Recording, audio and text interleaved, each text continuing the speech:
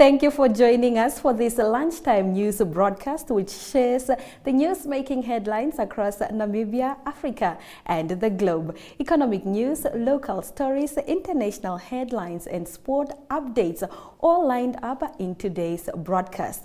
Headlining today's show: San communities in Nkurenkuru living in distress. Mobile planetarium launched in the capital.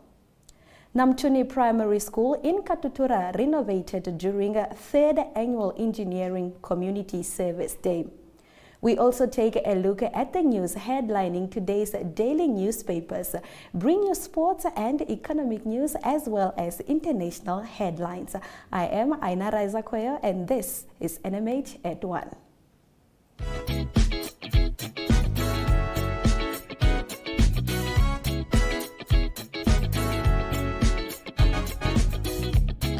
I wonder if love would come my way. Sitting waiting for my life to start. Oh yeah, I couldn't help but wonder if I'd see a brighter day. That I would find some peace of mind, and love would fill my heart. Thanks to you, I got a reason every day to keep believing I can do.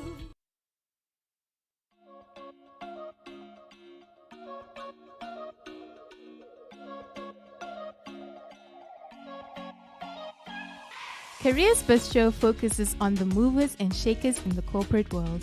It takes the content of the Careers Hub that is inserted every Friday in the 3 NMH dailies, Republicane, Namibian Sun, and Algemeine Zeitung, to viewers on social media.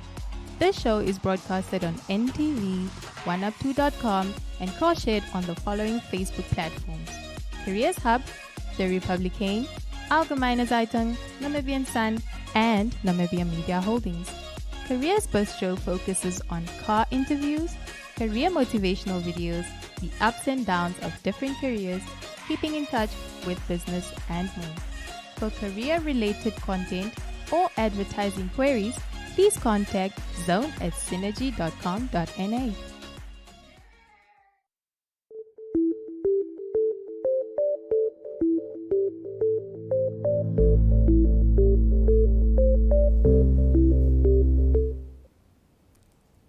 In today's midday news, Michael Amushelelo and Dimbulukeni Nauyoma's bail application has been dismissed pending their trial. The pair were arrested over allegations they threatened to close and burn down Chinatown. The court believes the state has a strong case. It is the court's considered view that the two applicants are alleged to commit these offenses while out on bail, hence on other charges. Hence, I have come to a finding. But what I can tell you now is that you must not lose hope and you must not despair. Okay. D and Amushelelo did not get bail. Alright? They did not get bail today. But the judicial process is a process. That is why you find sometimes you go to the magistrate court, the court makes a decision, and you are not happy with the decision. But then the judicial process provides you with another avenue. And what's that avenue? Is the possibility to go to the High Court, so that the High Court can also make a decision. And if you are not happy with it, you can go to the Supreme Court. So what I'm trying to say is, don't lose hope, and don't lose morale, don't lose discipline, because it's not the end of the line. The court has made a decision. Let's respect that decision, and we will now get a printed version of the bail judgment. We will study it properly and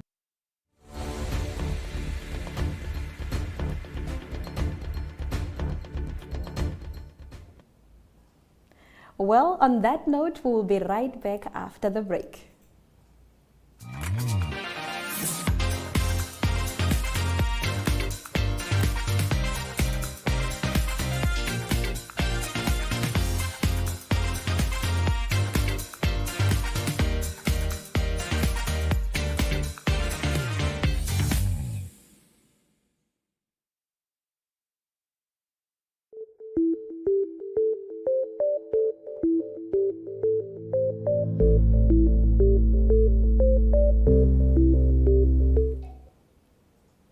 Let's get into today's visual news. Our correspondent in Rundu visited Nkurenkuru over the weekend, where he came across distressing scenes of how San communities there live. To the community by Gender Equality Minister Doreen Siyoka on 18 September 2020. However, apart from the lack of toilets, a Namibian Sun visit to Nkurenkuru at the weekend, where the close to 150 Sun community members live, revealed how desperate they are for better living conditions. Mostly unemployed, the families live off a $500 monthly grant they receive from the state. With the cold weather experienced in the country, our reporter there observed how some families sleep on thin mattresses or blankets laid on the cold cement floors.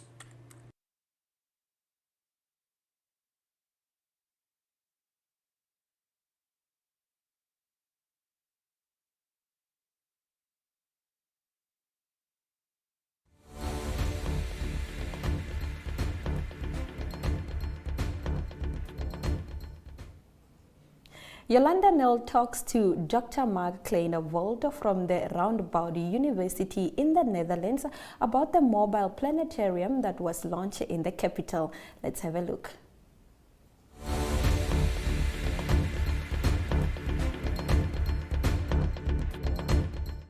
It's not only about science, it's about something we want to do in Namibia. And as I was preparing these slides, I was thinking about the first things I wanted to say, and I actually went back to when we started on this project, and my colleague Heino Falco, who is the science mind behind imaging black holes. We could say he's the founding father of the Event Horizon telescope that takes these images. And we were talking about we should build a telescope in Namibia because there's a hole in the network. I'll explain it later. It's needed there. And we talked about this, and then I said, well, if you do that, then what are you giving to Namibia? And he looked at me and he's like, well, you should figure it out, Mark. So that's what I tried to do, and then I thought, if we bring the telescope to Namibia, it must also bring something to Namibia, and it must be actually something that is carried by Namibia, and it is pushed forward by Namibia. So then we need to train people, and we need to educate them. And then, I was talking to Johanna's predecessor, Jaap, who in the Netherlands built the mobile planetarium program. We have 4 of the planetaria going around to all schools in the Netherlands. They have a huge impact on what happens to kids. And I called him up and I said, Jappie, you want to go to, it's called Jappie as well. Jappie, we want to go to Namibia? And he said, yeah, fine, let's do that. And within a couple of weeks it was arranged, and we had the planetarium here, we went to schools, and it was amazing. And after that I thought, okay, we buy another one, we leave it here. So the one that you've been through now is for Namibia. That's the gift from us, from the project to Namibia. I would like to know what is happening in Namibia, in terms of the mobile planetarium, in terms of the Africa millimeter telescope. My hope would be the effect of the Namibians is that at one day people will look back at this and say, oh, do you remember that the AMT project, the Africa Millimeter Telescope project, was announcing they would come here? That was a big game changer, right? Because now we have all these other things. And these other things to me would be that we have, let's say, more training opportunities, learning opportunities, maybe new projects coming to Namibia, giving maybe hope to people, young people, like, I'm going to school because I can be this. I think we need to have these lighthouse projects, and it doesn't always have to be an astronomy thing or it has to be mind thing, right? It can be another project, but something that gives people something to look up to and say, okay, I want to be part of that, so I'm going to do my part if they do their part, and then together we get further. I think that's what we need to do.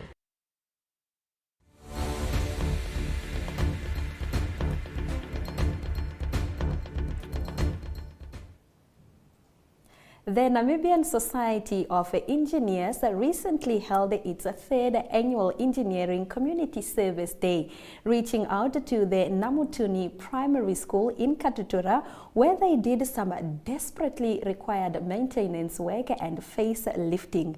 Cherin Hoff reports.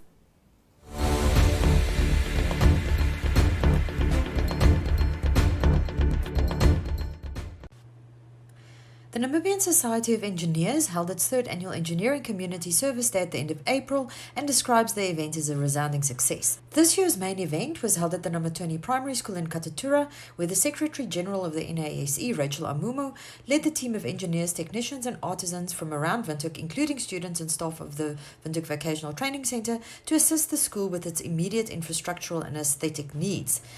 The assistance rendered to the school was done with permission from the Ministry of Education as required and involved the installation of a shade net between grades 1 and 3 classrooms, constructing and painting benches for the learners and staff using readily available material such as pallets and tires, fixing and improving existing tippy taps, cisterns, school laboratory roof, as well as evolution of the classroom roof ceilings, ablution facilities and gate rails. The work carried out also included the painting and improvement of the projector screens on walls, netball field lines and poles, the library wall and a soup kitchen, benches and burglar door, along with artistic wall drawings of the SADC and Namibian map showing all 14 regions, and the outside wall of the pre-primary classroom. All this work was followed by a session of lessons and demonstrations given to the learners on science, technology, engineering and maths, which included a real-time demonstration of the development, launch and use of drones by NASE President. All the work has brought about a new and fresh look for the school, which creates a motivating and friendly learning environment for learners and teachers.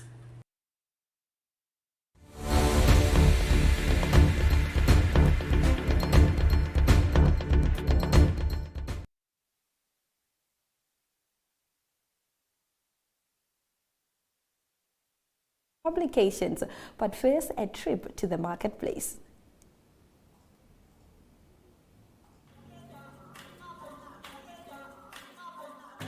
Africa Good Morning is a current affairs program that brings you the latest from Southern Africa and beyond.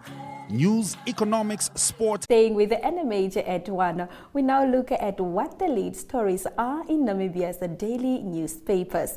According to page 1 of the Namibian Sun, Namibia economic freedom fighters has led to a Chinese construction firm losing as much as 300,000 daily on its Keetmanshoop Mariental Road rehabilitation project, as the company said. Hanan International challenged the legality of the strike after NEFF disrupted construction activities.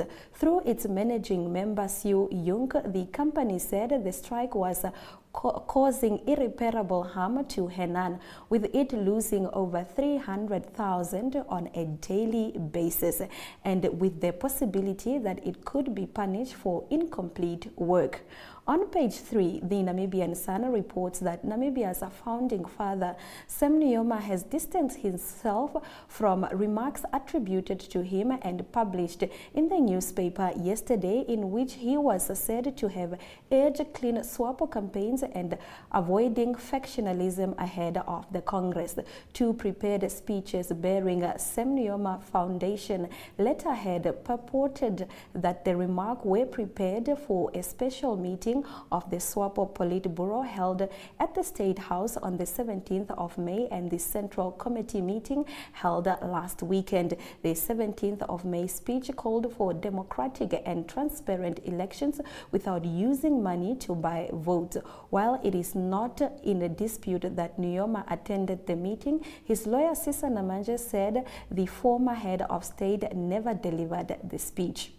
According to the Republican, family members of some patients at the Katutura State Hospital in Windhoek are unhappy that they are being moved to the field hospital at the capital city central hospital. According to Dr. Nelago Amuguru, superintendent at the Katutura State Hospital, space is being created in case there is an increase in hospitalization due to COVID-19. Health authorities have already confirmed a fifth wave of the disease due to an increase in positive test results.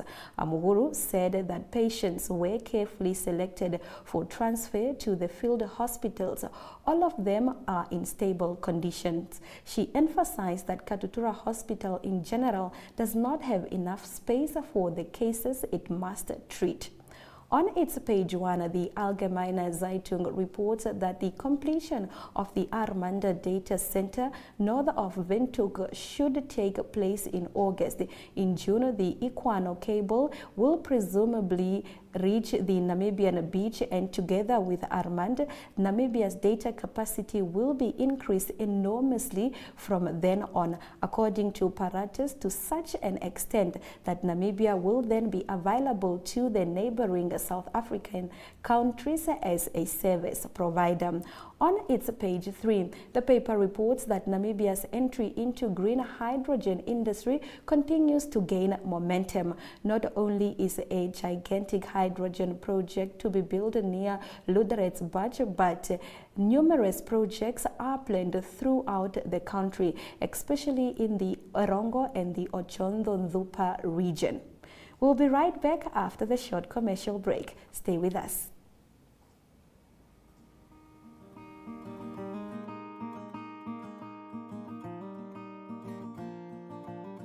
AgriMonitor is jou weeklikse landboukundige program wat jou die jongste nuus in die landbouverwante bedryf en onderwerpe wat daaraan gekoppel is bring. Vir enige advertensie of nuusverwante navraag, kontak agrimonitor@synergy.com.na.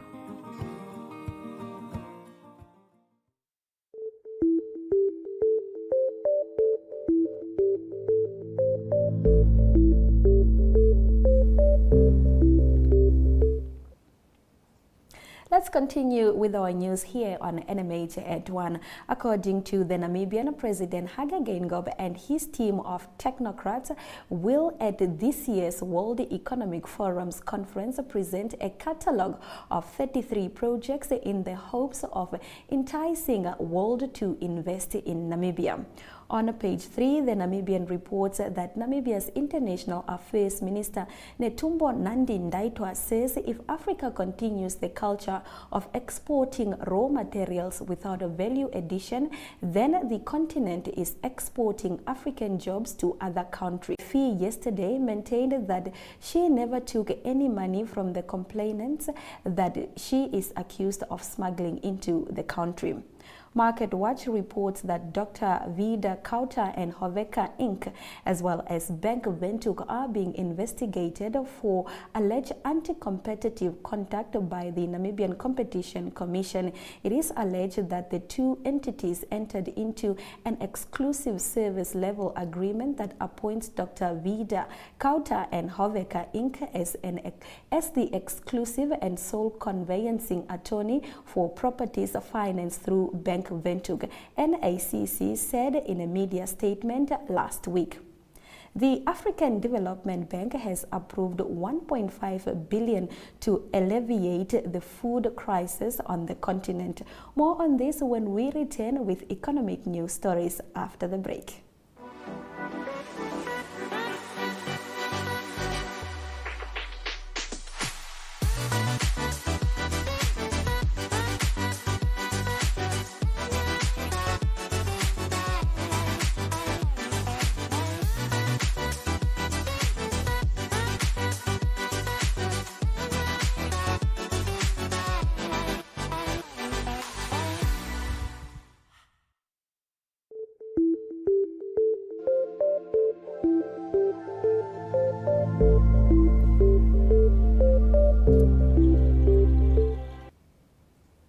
In economic news today, the African Development Bank has approved a $1.5 billion emergency program to alleviate the impact of worsening food insecurity due to the Ukraine war. Its director said yesterday about 20 million farmers on the continent will benefit from the fund as Africa faces a shortage of at least 30 million metric tons of food, especially wheat, maize, soybeans imported from Russia and Ukraine. The program aims to help produce 38 million tons of food. This will consist of 11 million tons of wheat, 18 million tons of maize, 6 million tons of rice, and 2.5 million tons of soya beans. The program aims to deliver seed, fertilizers, and services to farmers and support post-harvest management, the AFDB said in a statement. It will also provide financing and credit guarantees for larger-scale supply of fertilizers. In our next story, Namibia's Environment Minister Pohamba Shifeta has urged all communal conservancies is severely affected by COVID-19. Our economy has been subjected to unprecedented pressure, particularly in the tourism sector, as flight travel was suspended and lockdowns were imposed in many countries throughout the world. Shifeta said. He said CBNRM is a unique program that provides rural communities with incentives to manage their natural resources and further unlock enormous tourism development opportunities and benefit from the use of wildlife. And now let's have a look at our economic indicators.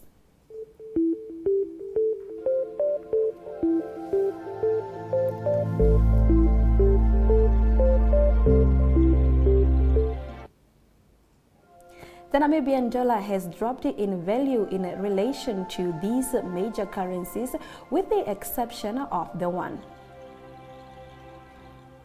Most stock prices remain the same on the NSX according to available data.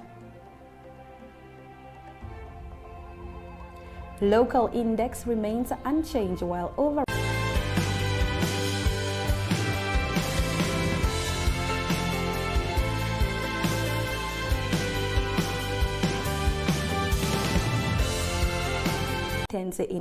on Sunday around the town of Rana in Nigeria's Borno State, in the country's northeastern tip near border with Cameroon, witness told Reuters. Since 2009, Nigeria's northern, eastern and Borno State in particular have been a center of an insurgency led by militant Islamist group Boko Haram. Millions have been displaced and some 350,000 people have died from attacks and the subsequent humanitarian crisis, according to the United Nations. Over time, Boko Haram has split with an active offshoot called the Islam State West African Province, also claiming responsibility for attacks in the West African country. Local residents blamed the latest attack on Boko Haram. Army spokesperson Brigadier General Onyema Nwachukwu did not immediately respond to the request for comment. Now, in our next story, with more than 1 million members, the UGTT is Tunisia's most powerful political force, and its call for a strike over wages and economy may present the biggest challenge yet to President Kais Saied after his seizure of broad power and moves to one-man rule. Saied has focused on his political agenda since last summer, when he brushed aside the parliament and discounted most of Tunisia's democratic constitution to say he would rule by decree despite a gathering economic crisis. The president's opponents accuse him of a coup that has undermined the democratic gains of the 2011 revolution that triggered the Arab uprising. But he says his move were legal and needed to save Tunisia from a prolonged political crisis.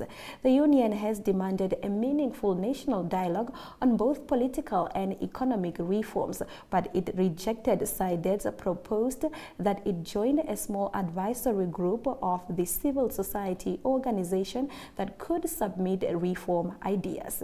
In our next story, Ethiopian security officials are conducting a massive operation across the country that has led to the arrest of more than 4,500 people in one region alone. The crackdown on journalists, activists, and other deemed a law enforcement operation came into effect after the administration of Prime Minister Abiy Ahmed on the 20th cited that it needed to protect citizens and ensure the survival of the nation. Yesterday morning, security officials government of conducting abductions, a practice that some activists call a new tactic. Some journalists are leaving the country amid threats and intimidation by the government and non-state actors, both online and offline. A Russian soldier has been jailed for life over war crimes in Ukraine. The full story coming up after the break in our international news slot.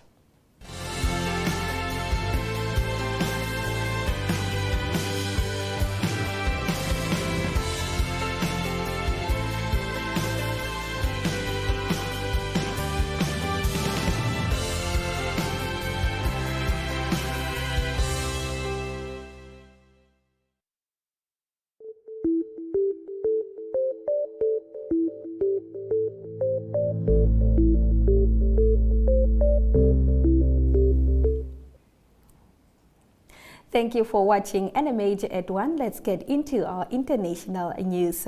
A court in Ukraine has jailed a Russian tank commander for life for killing a civilian at the first war crime trial since the invasion. Captured soldier Sergeant Vadim Shishmiram was convicted of killing 62-year-old civilian in the northeastern village of Chupukavik on the 28th of April. He admitted shooting the civilian but said he had been acting. 7,000 crimes may have occurred. Ukraine, however, is likely to bring more cases like this to an uppeak, Moscow's blanket denials. In our next story, President Joe Biden vowed on Monday that the U.S. forces would defend Taiwan's military if China attempted to take control of the island by force, prompting Beijing to warn that America was playing with fire. Speaking in Tokyo, Biden compared China's threat to self-rule Taiwan to the Russia's invasion of Ukraine, delivering his strongest remark to date on this. After the break, we'll be right back with sports. My.NA Property Show provides viewers with the best in-class content, engaging interviews, as well as a showcase of the latest property-related products and services. If you would like to feature your brand or your campaign on this platform, contact My.NA at synergy.com.na. My.NA Properties, more than just a roof over your head.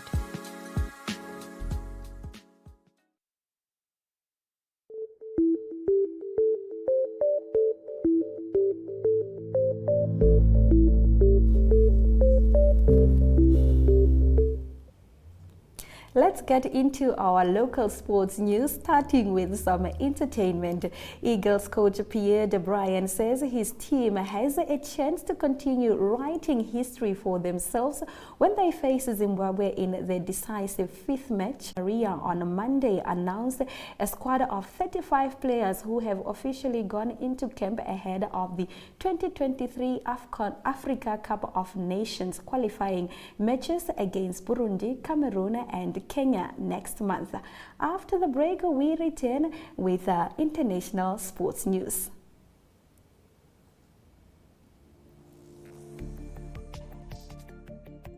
In Business 7, you get news on current economic, financial and business matters in Namibia.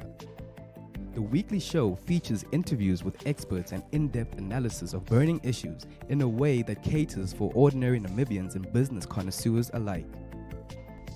We crunch the numbers that matter, decipher statistics that shape Namibian lives, discuss smart money, and explore the impact of global development locally. Money makes the world go round, so catch us on NTV, oneup2.com, and the Facebook platforms of the Namibian Sun, Republikane, Algemeine Zeitung, and Namibia Media Holdings. Him to leave PSG gave. According to the former world number one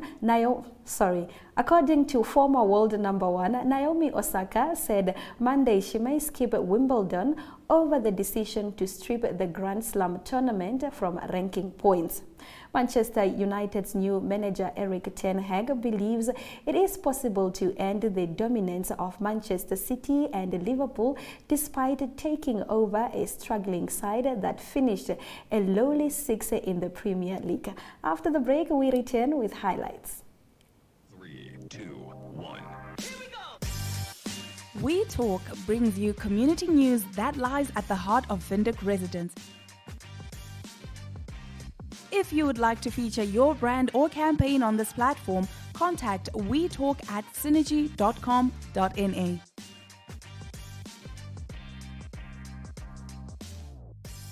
You live, we talk.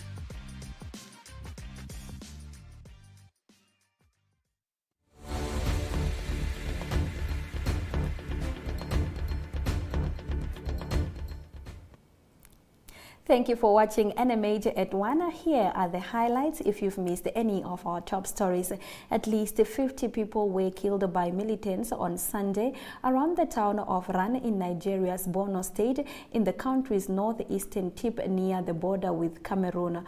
Witnesses told Reuters a court in Ukraine has jailed a Russian tank commander for life after killing a civilian. Now, in our next story, Eagle coach Pierre de Bryan says his team has a chance to continue writing history for themselves when they face Zimbabwe in the decisive fifth match of the series today at the Queen Sports Club in Bulawayo. And those have been our highlights. Highlights of events that unfolded in the northeastern regions over the past week. Meanwhile, in history, today is Father's Day, so check out the next video.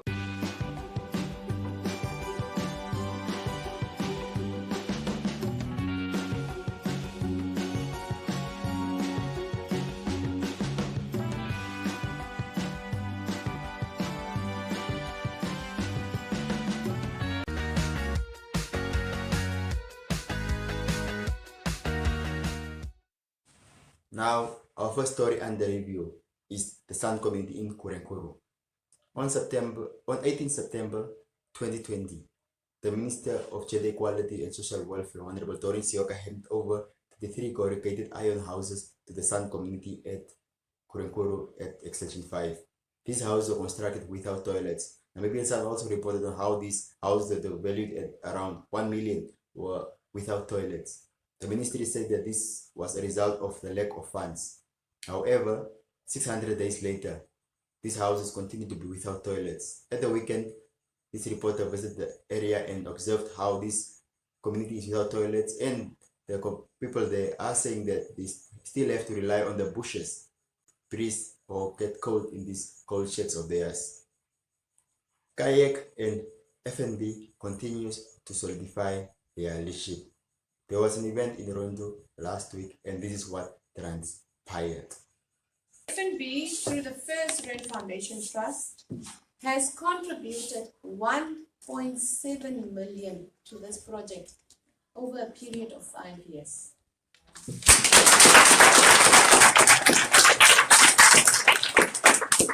It is important to note that quality education for the African child is not an event, but a process that involves the whole society, including private sector.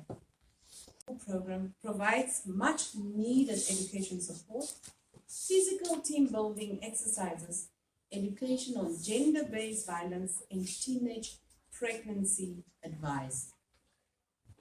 These initiatives are crucial and important in building strong foundations for our youth, because it can influence change in communities, breaking cultural practices that are meant to hinder the progress and growth of our youth. I hope that each one of you is preparing hard for the upcoming exams. You must also be wondering, you were wondering earlier that why are we here? Why is FNB here today? But I'm sure your teachers told you already that FNB would be paying a visit. And you look less surprised now, right? Yeah. I'm here to not to reprimand you, but to share some words of wisdom. Since it's exam time, isn't it? Yes. You have started now with exams. I considered it the best moment to exchange a few words which will stay with you for your lifetime, because you are going to take forward the legacy of our beloved country. There is no reason to doubt that it is the youth that shapes the future of the country. If a country's youth is diligent and hardworking, then that nation is bound to progress. But if its youth is lazy and insecure, then no one can save the country from downfall, isn't it? You are the youth of today. Your tutors are responsible for shaping your future and giving you the right direction. However, they can only help you in selecting the right path, and it is you who will have to walk that path, not them, right? If you don't perform well in present, it may have serious repercussions in the future.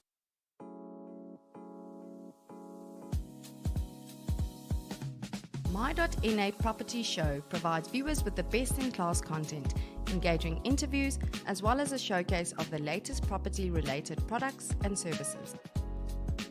The show is aimed at property enthusiasts, real estate agents, buyers, sellers, financial institutions, and developers. My.NA Properties is broadcast on NTV, 1UP2, and cross-shared on the following Facebook platforms: the Dimbulukeni, Namibian Sun, Algemeine Zeitung, and Namibia Media Holdings. My.NA Properties focuses on property content and interviews, interior design tips and tricks, DIY shack, and more. For property-related news and advertising, contact my.na at synergy.com.na. My.NA Properties, more than just a roof over your head.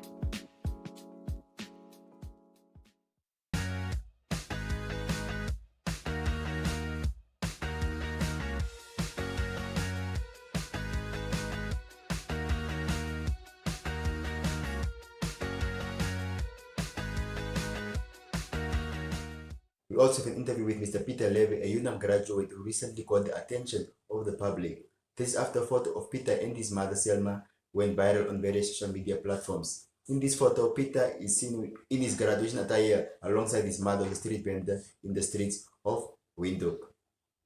Namibian Sun caught up with Peter, and this is what he had to say. Peter, can you just tell us who you are? Okay, my name is Peter. My name is Levi. I'm actually a graduate and still a student at the University of Namibia. I was born here in Rundu, raised in Windhoek.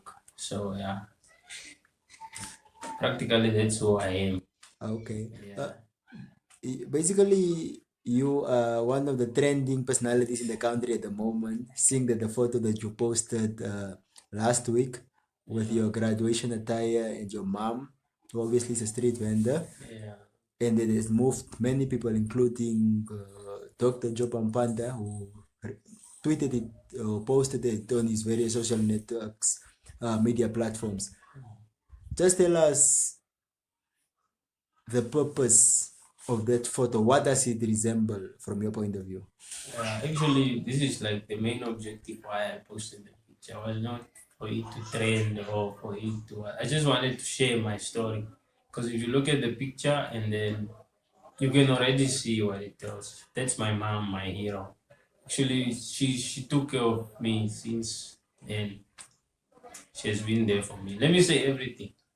She did everything for me until at the point where I decided, like, no, I need to show people. They just saw me every day on campus, like, no, this is Peter.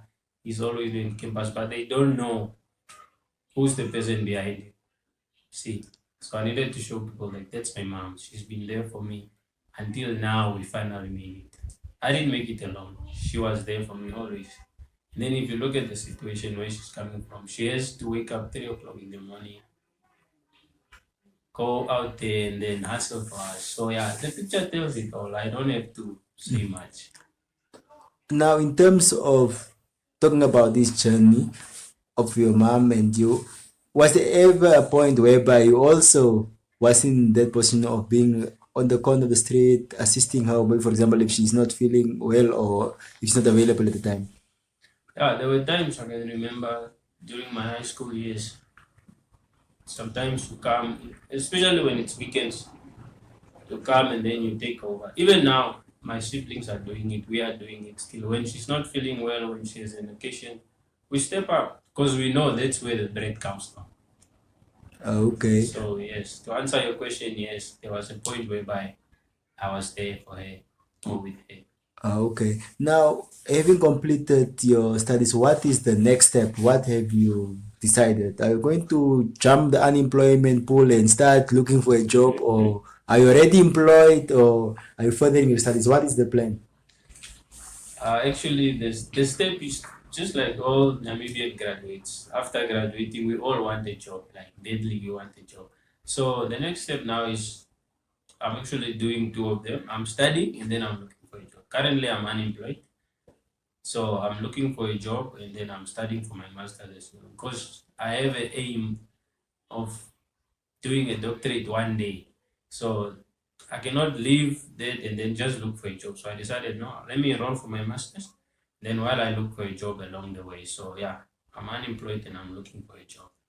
Okay, can you take us back to the day you told? A step closer to where I wanted to be, because my dream is to take care of the streets. I don't want her to be selling, even if she does, but not every day. Because now she's aging, she's around about 44 now. So my dream is when I start working, I'll tell her, Mom, you can sit at home, watch TV all day. I'll take care of everything, yes.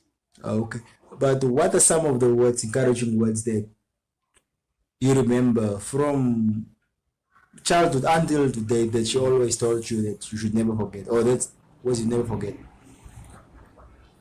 She told me I should always work with my heart. I never forget it.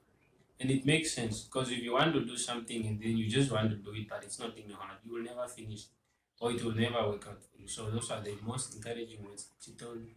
She told me I should always work hard, be humble, and then don't always see the next person as your enemy, but then you guys should always work together. So that's how she brought me up. Not in the fact that no, I should be isolated as a human being, because it doesn't work for you. So she told me it's okay to make friends, but please be humble, work hard. That's it. That's my mother. Even from high school, they knew. All of them knew that no, if you go to Pick and Pay, in front of Pick and Pay, the woman that's there, that's Peter's man. So they knew, yeah. Didn't make it, and yeah. Okay, that points me to my next question. What are some of the challenges that you think are leading to some of our fellow students, if I'm in your position, to drop out? What are some of them, like varsity life? How? Yeah, there are a lot, but I'll touch on the major ones. And then sometimes it's the support system. When you don't have someone that wakes up and tells you, my friend, you need to do this. And you feel like, oh, I'm all alone in this. And then later on, you just end up giving up or something like that. So yeah, those are some of the challenges that us students really face. Peter, thank you very much for your time. It was nice talking to you. Thank you. Sure.